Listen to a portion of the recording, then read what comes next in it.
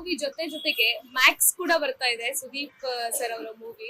So ಇದೆರಡು ಮೂವಿಗಳು ಕನ್ನಡ ಚಿತ್ರರಂಗ ತುಂಬಾ ಎಕ್ಸ್ಪೆಕ್ಟೇಷನ್ ಇದ್ದಂತಹ ಮೂವೀಸ್.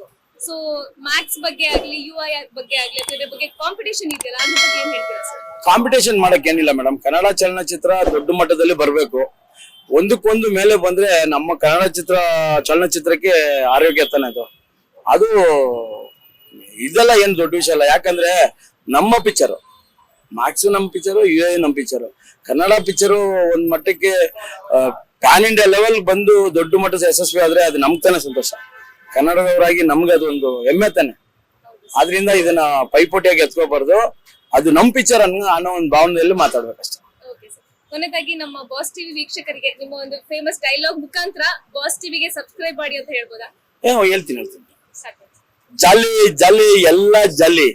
ನಮ್ಮ ಬಾಸ್ ಟಿವಿಗೆ ಒಂದು ಸಬ್ಸ್ಕ್ರೈಬ್ ಮಾಡಿ, ಲೈಕ್ ಮಾಡಿ, ಕಮೆಂಟ್ ಮಾಡಿ, ಎಲ್ಲಾರು ಸೇರಿ ಒಟ್ಟಾಗಿ ಜಾಲಿ ಜಾಲಿ ಅಂತ ಎಂಜಾಯ್ ಮಾಡಿ. ಲೇಟೆಸ್ಟ್ ಹಾಗೂ ಇಂಟ್ರೆಸ್ಟಿಂಗ್ ಸುದ್ದಿಗಳಿಗಾಗಿ ಬಾಸ್ ಟಿವಿ ಕನ್ನಡ ಚಾನೆಲ್ನ ಸಬ್ಸ್ಕ್ರೈಬ್ ಮಾಡಿ. ಹಾಗೆಯೇ ಬೆಲ್ ಐಕಾನ್ ಪ್ರೆಸ್ ಮಾಡಿ. ಇದರ ಜೊತೆಗೆ ಫೇಸ್ಬುಕ್, ಇನ್ಸ್ಟಾಗ್ರಾಮ್, ಎಕ್ಸ್ ನಲ್ಲೂ ಮಿಸ್ ಮಾಡದೆ ಫಾಲೋ ಮಾಡಿ.